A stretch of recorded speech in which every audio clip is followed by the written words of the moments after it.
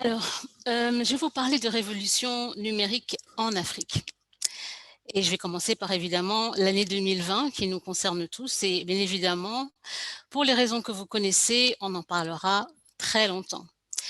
Mais est-ce que vous saviez que cette année 2020 devait également être l'année de l'Afrique en France? Et oui, il s'agissait d'un projet assez ambitieux, transdisciplinaire, qui vise à mettre en avant les créations innovantes dans le domaine de l'art, de la technologie, des sciences, de l'entrepreneuriat, de l'économie, de l'éducation.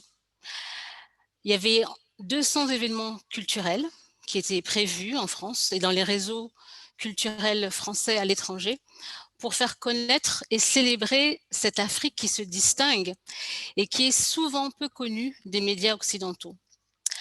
Alors bien évidemment, le projet a été reporté, il n'a pas été annulé et il se tiendra de manière virtuelle en décembre prochain, histoire de respecter un peu le calendrier, mais aussi de ne pas rater le train d'un certain momentum africain.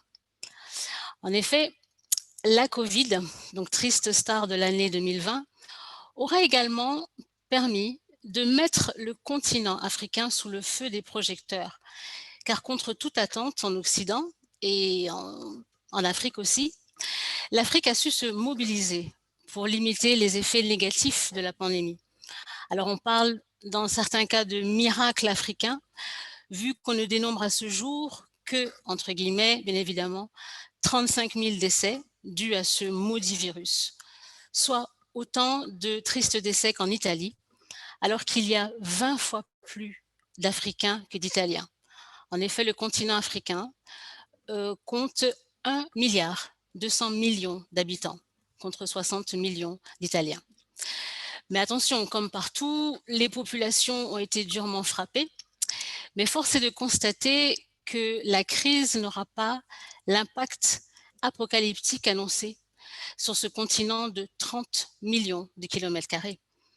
Et dans une certaine mesure, dans certains secteurs économiques, on a assisté à une petite révolution à la faveur de l'accélération du numérique. Et pour cause, parce qu'il a fallu trouver des solutions rapides pour répondre aux besoins immédiats en pleine crise sanitaire.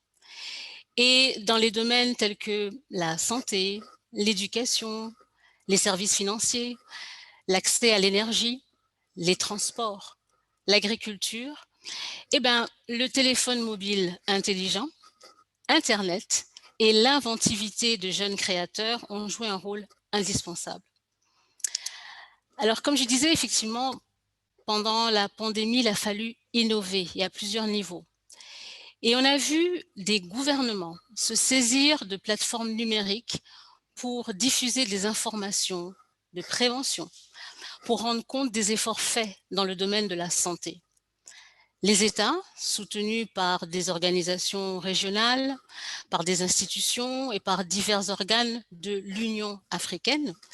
Donc, ces États ont également développé des applications de e-santé, e-santé, pour la collecte et la centralisation de données pour aider les gouvernements dans la gestion de la crise sanitaire. Dans le secteur de l'éducation, on a vu apparaître de nombreuses applications de e-learning pour ne pas interrompre le cursus scolaire. Je pourrais donner l'exemple parmi tant d'autres de la Sierra Leone et son jeune et novateur ministre de l'Éducation, qui répond au nom de David Moinina Sengeh, qui a su exploiter le digital, les réseaux sociaux, pour s'assurer du fait que les jeunes filles, notamment, poursuivent leur scolarité, surtout celles qui, enceintes, ont tendance à abandonner l'école et sont donc plus sujettes aux discriminations. Mais dans les couloirs du pouvoir, on voit également de plus en plus de jeunes s'investir et donner de la voix aux projets pour le bien commun. Dans le privé aussi, on voit un nombre croissant de jeunes créer et développer des entreprises avec une visée sociale. Elles répondent à des besoins propres aux populations et s'inspirent des environnements où elles se sont implantées. Alors, ce sont les fameuses homegrown startups et leurs corollaires, les homegrown apps. et elle se distingue notamment dans la fourniture de services aux consommateurs. Souvent, elles sont dirigées par des jeunes entrepreneurs du continent qui font des études de marché très pointues et savent vivre avec leur temps pour créer, pour solutionner, pour communiquer et pour convaincre.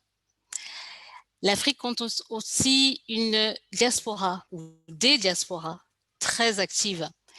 Il y a de nombreux jeunes qui sont souvent formés à l'étranger, donc en Occident, et qui choisissent de plus en plus de s'investir dans leur pays d'origine, voire de rentrer chez eux pour monter des entreprises et créer des emplois.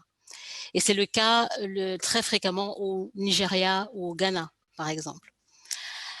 Alors bien évidemment, tout est loin d'être facile ou rose. Je vous ai dressé un beau tableau et on sait très bien que les défis à relever, cependant, sur le continent sont immenses.